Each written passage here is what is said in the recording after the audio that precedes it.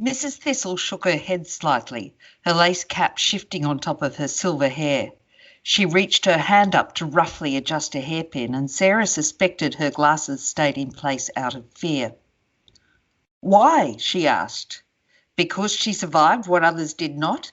Tell me, did she do so out of bravery or virtue, or because she is the anointed of the Lord or the handmaid of Satan? Or was it due to more luck than most girls will ever see?" Mrs. Thistle had only spared Sarah one glance before discussing her as though she was a horse or a bale of hay.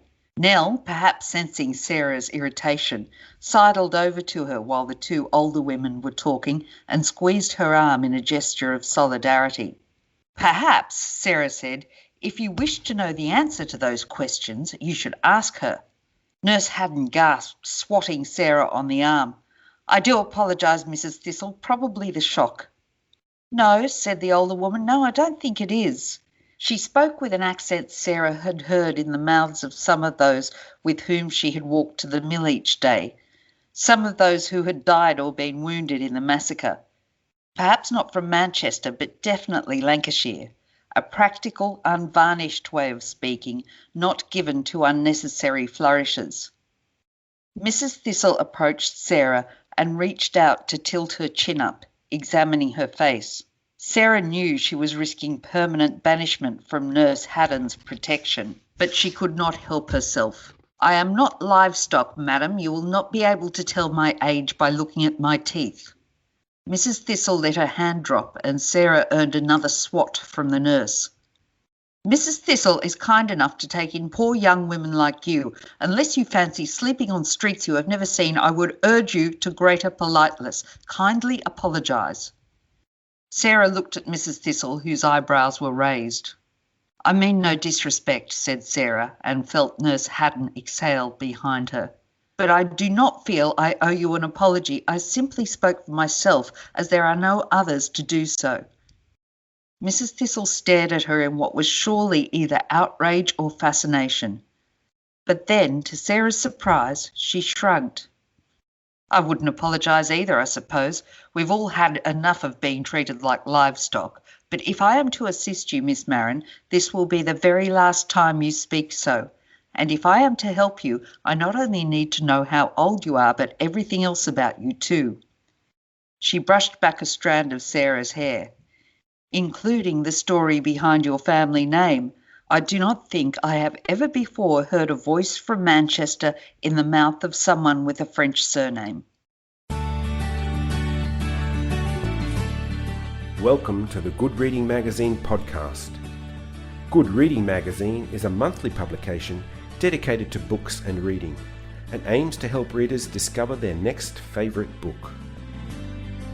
You can find out more about the books discussed on today's podcast at goodreadingmagazine.com.au. Hello and welcome to the Good Reading Magazine podcast. My name's Greg Dobbs.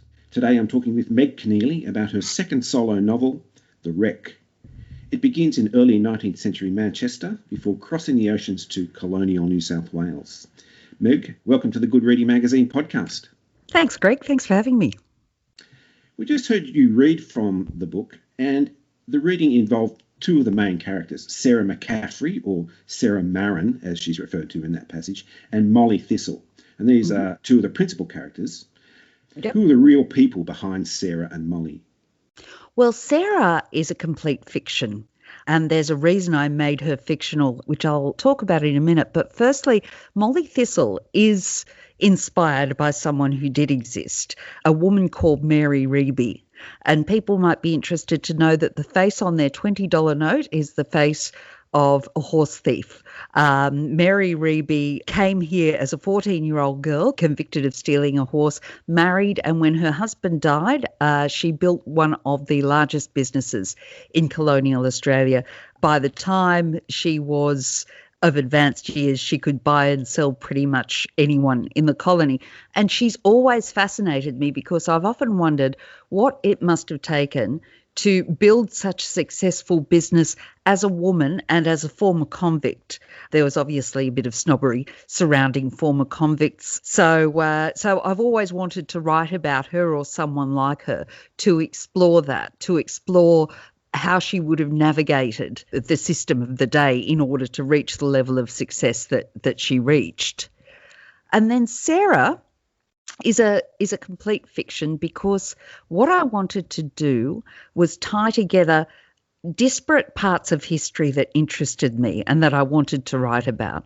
One of them was Mary Reeby, another was the Peterloo Massacre, and a third was the Cato Street Conspiracy, which is the inspiration for an event fictionalised in the book. And the fourth is the deadliest New South Wales maritime disaster, still the deadliest.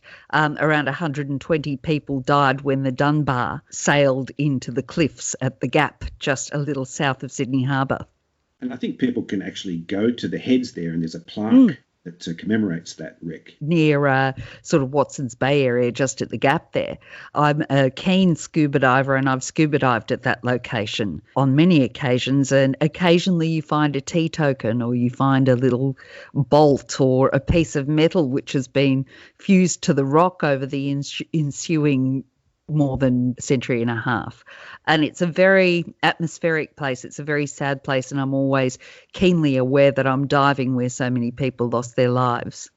So when you're writing historical fiction, where does the research and the fiction begin? At what point does your imagination take over?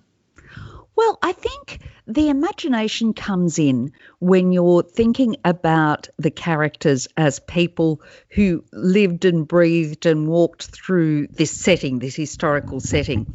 I often think of it as a fictional story inside a factual picture frame. The stories are invented, many of the characters are invented, but it's really important to get the picture frame right, the context in which those characters exist.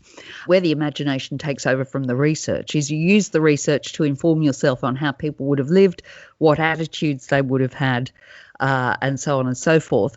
But then the imagination kicks in when you imagine a person that you build from scratch and how they would react to various situations, how their reactions would have been informed by the world in which they lived, by the attitudes they would have held, by their circumstances, etc. So obviously a contemporary person is going to react very differently to the same circumstances that might draw a different reaction to somebody born 200 years ago. So that's where the imagination side of it comes in. But as with all characters, I've always believed there are three questions that you need to answer about every character, whether they're historical or not: what they love, what they fear, and most importantly, what they want, because what they want is going to drag them through the story. And that's a big part of the imagination as well, building that into the character and then pressing go on the simulation and seeing where it takes you. Your first solo novel, Fled, is a similar epic historical adventure based on the life of convict Mary Bryant. What draws you to these kinds of characters and these settings and this aspect of Australian history? I've always been fascinated by Australian history. I think it might have come from the fact that I had parents, and still have them, very fortunate in that, who dragged me around historical sites throughout my childhood when I would rather have been watching TV, but something clearly stuck. And I have always been fascinated by this Australian story, this aspect of the Australian story. Obviously, the Australian story goes back around 80,000 years with the first Australians. But the colonial side of it, I've always been very interested in this contrast between claustrophobia and vastness. You have these tiny claustrophobic prison cells in the middle of this vast wilderness, and you have people who are trying to transplant a way of life into a land which simply doesn't accept it. They're trying to use European land management practices, European farming methods. They don't recognise the land management and the farming of the Indigenous people who have been doing it for millennia. They are arrogant enough to think that they know best, and the land quickly teaches them that that's not the case. And I'm very interested in that struggle as well. And the other fascinating thing to me about colonial Australia is that here you have a society where people like Mary Reeby could exist. I don't think she could have existed in the England of the period as a massively successful entrepreneur as she was. She needed the conditions, the unique conditions which were accidentally created here in order to thrive. And while this was a place of horror and a place of incarceration, there were those who were able to take opportunities which they might not have had in England. And I'm not saying it was a cakewalk by any stretch of the imagination, but there were those who rose above their circumstances here in a way in which the societal structures in England might not have allowed them to, and I'm very interested in that as well. Sarah McCaffrey is framed as, from the beginning, as a rebellious character, almost as a woman out of her time. How does the action and the experience that she undergoes in the book change her over time? Well, when she starts out, she's simply a mill worker who feels, as many did, that she's not getting a fair shake, and she goes to a peaceful protest, which turns into a massacre. In the book, it's a fictionalisation of the Peterloo massacre, which actually occurred in Manchester in 1819, when around 60 to 80,000 people went to hear a speech and were set upon by hussars and yeomen who killed at least 20 and wounded hundreds of others. Quite an extraordinary event. And I've always been interested in that because this idea of suppression of peaceful protest is one that is unfortunately still with us. That experience turns her essentially into a terrorist. And I wanted to explore her in the context of someone who has suffered an unbelievable loss in a way that she feels is quite unfair, and how that radicalizes her for a time, and what she's willing to participate in to avenge that loss because she feels she has been given no other option. The outcome of that ultimately sends her spinning off to Australia, where she meets Molly Thistle, who initially she thinks is just another rich person and as culpable as anyone else. But over time, through her relationship with Molly Thistle and various other events, she comes to see that there are perhaps better ways to change the world, and that violence is not the answer. So that's part of her journey in the book. This whole idea of radicalism or rebelliousness is a theme that runs through the whole book, and you could easily say that both Sarah and Molly are rebellious personalities in one way or another. They might have even been regarded as radicals or even extremists, I suppose. Of course, one person's extremist is another person's hero. Yes. But given the origins of the two main characters, in your eyes, are these two characters rebels, extremists, or simply model Australian citizens, archetypes, if you like? All and none at the same time, I suppose. Sarah, at one point, as I said, is essentially a terrorist. She's taking part in a plot to behead the cabinet, and she has her doubts about whether that's the right course of action, but she feels that she has no other way. And I want to make clear, of course, that in no way by writing about this am I justifying that course of action, but I was very interested in exploring how oppression can lead to extremism. At various points, she's a rebel, she's an extremist. She does finish the book as something quite different. She goes through various iterations in her journey. She goes from someone who's a bit disaffected to someone who is completely radicalized. And then over time and through various events to someone who thinks, well, perhaps things are not quite as black and white as I thought. Molly Thistle is certainly a rebel in a way, in that she refuses to let her gender get in the way of building a business. And at one point in the book, she says to Sarah, you know, after a time, when you're rich enough to buy their homes, they forget that you used to be a convict. So she elbows her way into this society and carves out a place for herself. So she's a real trailblazer. I've always seen Mary Reeby as a trailblazer, and I've wanted to write Molly Thistle like that as well. It's actually a very Australian story, isn't it? Yes, yes. I couldn't really leave this interview without a question about you and your father, Tom Keneally. So you've collaborated with Tom on the Montserrat series of historical mysteries. Yes. And The Wreck is now your second solo novel. Mm-hmm. How has the, and let's call it the professional relationship between the both of you changed through the course of creating all of these works and over time? It developed differently to the way we thought it would, because initially with the Montserrat books, we thought that we'd write alternate chapters. But the way we write is so different that it was just a little bit too uneven.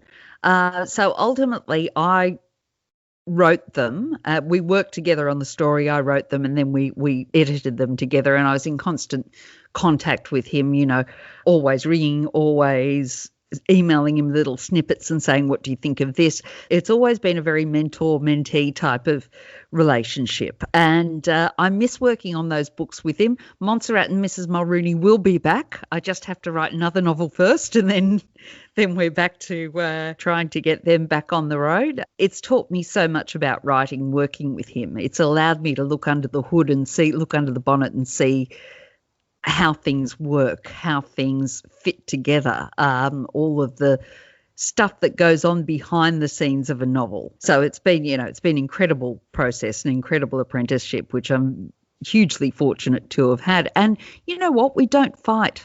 People think that we must. But we're both far too passive aggressive for that.